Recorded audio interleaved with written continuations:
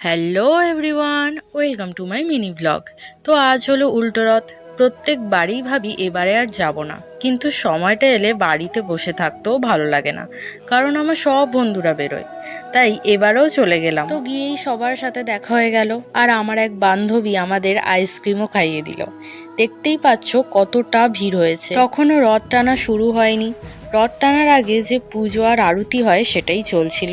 আমার তো আরতি দেখার কোনো বছরই সুযোগ হয়নি, কিন্তু এবারে হয়েছে।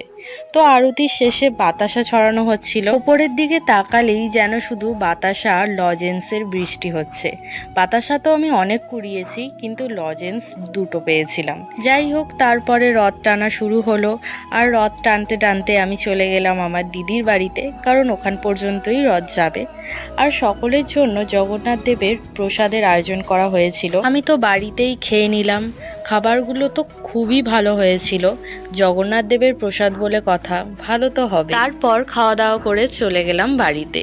তো ভিডিওটা তোমাদের কেমন লাগলো অবশ্যই কিন্তু কমেন্ট করে জানিও। দেখা হচ্ছে নেক্সট কোনো ব্লগে। এখন টাটা।